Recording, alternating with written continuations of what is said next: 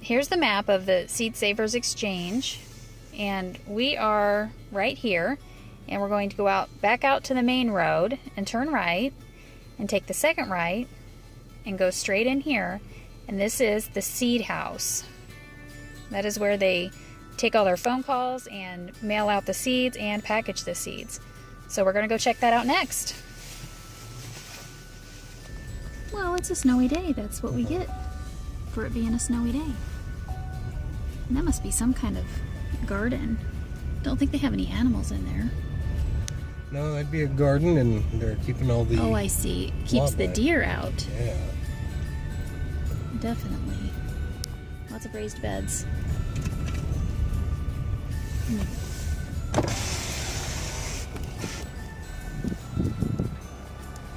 Seems kind of weird that it's a snowy day and we're visiting a seed farm. Of course, it was so awesome out yesterday.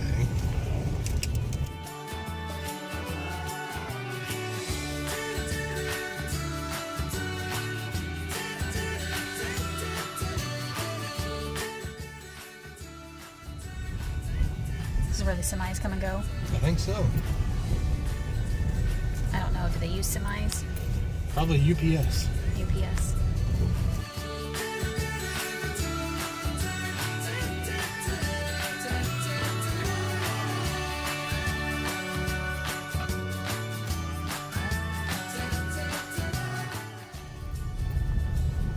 Okay, this is the seat. Yeah, that's the seed house.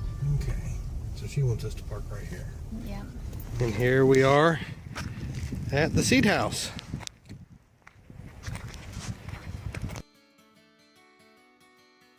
Seed Savers is a nonprofit seed preservation company, and one of the primary funding mechanisms for the work that we do, preservation work. Most of that's done. Their offices are across the street. We live the whole farm. It's 890 acres. Is here to fulfill that mission of preserving, sharing, educating people about heirloom, open pollinated seeds. So it's almost 20 years ago that we started selling seeds, where Seed Savers has been in operation for 42 years. But 20 years ago we started selling seeds, and that has now become one of the primary funding mechanisms for the preservation work, which is great. So we put together a catalog.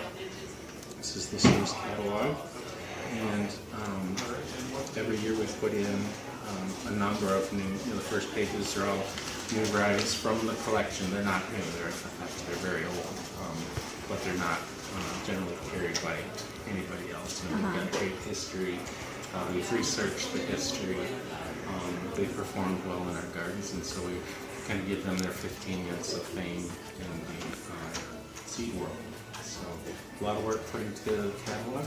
Pat does all that graphic design. Hi, Pat. She's our in-house graphic designer. So any of the brochures, promotional transplants, and other starting with the southern tier states. Okay. Anyway, so she puts this kind of stuff together for us.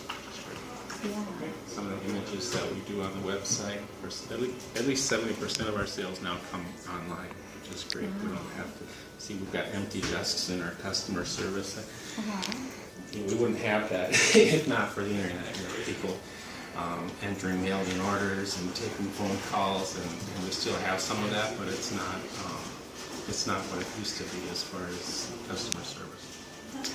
So this is the main offices. So those orders, we get those, especially if they were ordered online, we just have to basically print out those orders and fulfill those. And I can show you the rest of that operation. It's all done in the seed house. The seed house is the complete. We grow the seed, or buy the seed, package the seed, ship the seed, get the orders in. It's all done in the seed house. The rest of this whole place is kind of preservation mission work. So hopefully it'll ask some questions. Otherwise, I'm just rambling. Every country has different requirements of what can come in. Really? So it's very complicated. Really, the customer that's getting those needs to do the research and find out what can come in, what can come in with testing or other restrictions. But most of our sales are not international. But You're here? yeah.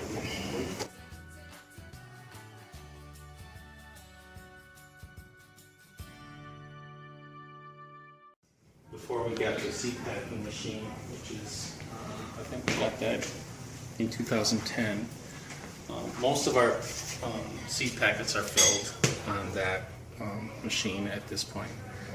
Some things don't run real well on machines. We still have to pack those by hand like we did before. So then we would have needed 7, 8, or 10 people filling packets of seed. It's over 1 million packets. We've got organic varieties and conventional varieties. You have to keep those separate. That's why there's 2 packets. So we try to keep anything that's in a packet in stock all the time. You know, so if those orders in, we can just shoot those orders back. A lot of those go out the same day. You order it, it'll go out the same day. If you order a larger quantity along with your packets, then a lot of those orders are filled as they come in. So we get 12 seed packets. Diane's filling some right now. So Hello. Howdy, how are you? if it's a fairly uncommon quantity, that we'll just fill that as the order comes in. Okay. If it's something, we know we fill 30 of those every month, you know, we'll go ahead and pack 20 or 30 of them just to stay just ahead of those orders. But it's a lot different than just running 1,000 packets at a time and having it on hand. So these are Seed Techs. It's a small company. Hi there. In the rest of the Howdy. season, you know, other seasons, they're not just packing seeds. Rochelle's our field manager, so she coordinates all of the field activities, you know, designs gardens. Jennifer does all the greenhouse starts, runs the trial gardens. She's our pest control person. Yeah. But February, March, we're pretty much packing and shipping seeds. Yep. It's the exciting time of the year. Then you get to pick out your seeds. And If you had come in July or August, this would have been your favorite part of the tour. It's not so great in February, March when it's 45 degrees. Yeah. So this is 45 degrees and 35% humidity year round. So this is our seed storage for the varieties that we sell through the catalog. So it's fabulous storage conditions. We've been in here since 2008. We've got room to have a place for everything. You know, before we moved in here, it might take you 5 minutes to find, you know, that particular variety because you have to move all of the product. Oh. But anyway, so this has been a great storage area for us. It's about $1 million of inventory because so many of the varieties we can't just call up a supplier and say, yep, I need another pound of that tomato. We have to grow it or contract it ourselves. So really, you're looking at growing something for 3 or 4 years because you have to have it on hand. And then, so we're growing things this summer that we may have enough seed for another year, but you've got to stay ahead of it. And then you don't want to grow all 600 varieties every year or whatever it is. So it gets to be a lot of seed storage. So, and these are not. This is not the seed for the collection. Although many of these came from the collection. Oh, wow. The varieties. This is huge. Yeah, so we can just walk right through. What do the green packets mean over here?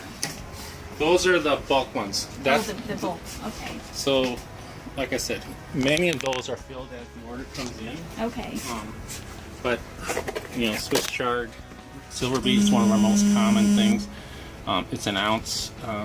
There's probably so there's also 4 ounces. Oh, wow. We know that we're going to sell a certain number of these over the next 2 weeks. So as long as they're packing that, they'll go ahead and pack 20 or 30 of those.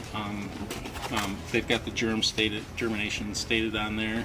The bulk seed has to have that, and testing within the last 9 months. Okay. So.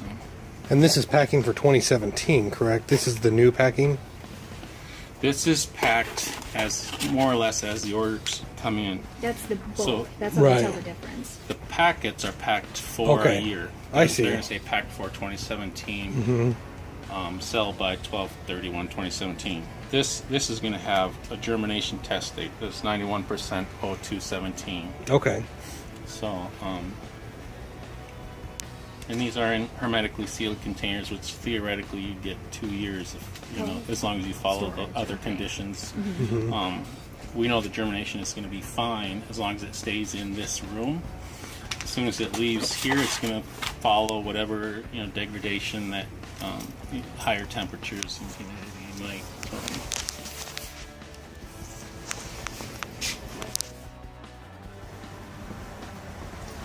So anyway, yeah, but even these, we know exactly where every pail is. If you look at those barcodes, there's 1, 2, 3, 4, 5 on each island of buckets. So you have them organized that way. Are they in alphabetical order or by? They're by location. So like Location. if this is, I know it's K, but this is going to tell you it's in K, and so every island is the same. So this is K1 in the first row, second, third. So we have a system of knowing exactly where it should Everybody be. knows the system. And it's in the computer. As soon as we do a build, the computer relieves that inventory, tells them where the locations are, and they can come. They won't just come and get a bucket. They'll come with a cart and get 15 or 20 items at a time, and then put it back in the same spot.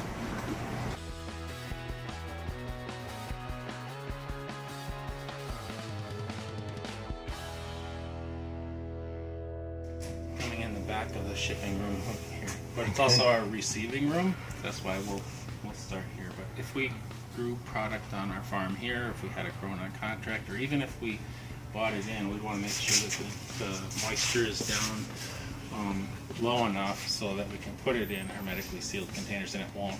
If you put it in when the moisture is too high, it'll continue to degrade. So we've got this is a drying room. We'll just continue to dry that product down.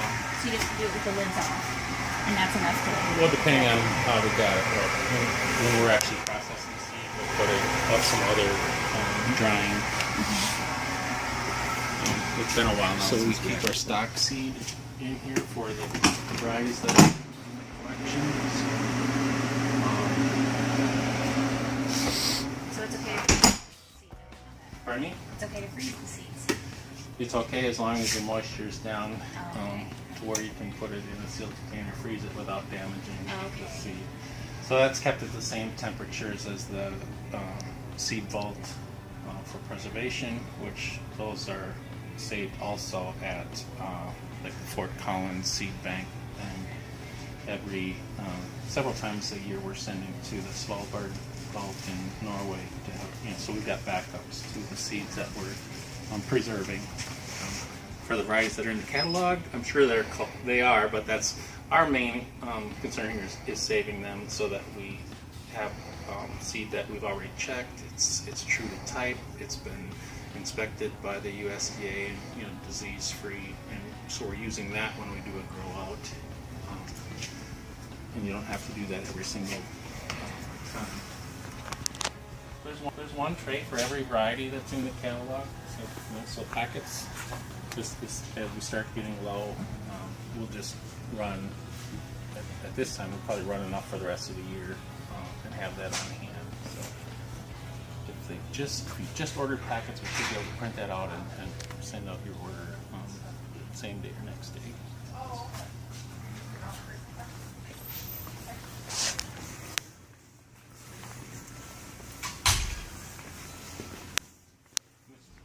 Hello.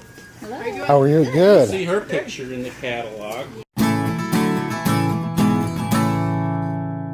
Anyway, this is just an identical pick line to the other side. And that's really just about it. As soon as we put it in a package and scan it, it's already in the post office's system or UPS's system, and they just pick it up and it's being tracked. Is this a typical day? This many bins? This time of year? No, this is really low. Oh, Yesterday okay. it was a wall of. Oh, okay. Yesterday was the last day of the month, and Yesterday I was in here with about a dozen other people. Oh, wow. Yeah. It's the first day of the month right now, and I think we yesterday you were aware there was an Amazon cloud issue. I didn't hear about that.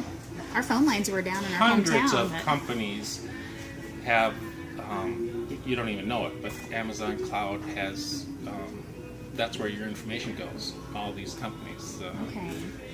And our NetSuite operating system is one of them, so we were unable to function with, or I should say it was really slow. But it's apparently working better today. I don't know if it's the Russians or what, but there's some rumor about it. Really? Yeah, well, conspiracy. Yes. I think this would be my favorite job. Picking out the packets and putting them in the packages. And yeah, I like that organized. And we're a small enough company that everybody does a job share. So like even John, the director of Seed Savers, comes over for 4 hours a week and fills packets. Oh, cool. So we've all got some skin in the game of making sure that we remain financially viable. Yeah. Well, that's the seed house, really.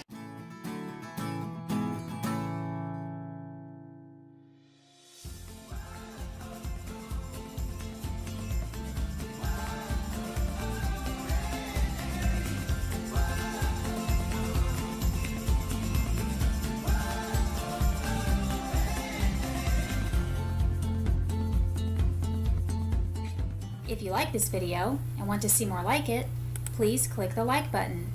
If you would like to stay up to date on all our new videos, please click subscribe.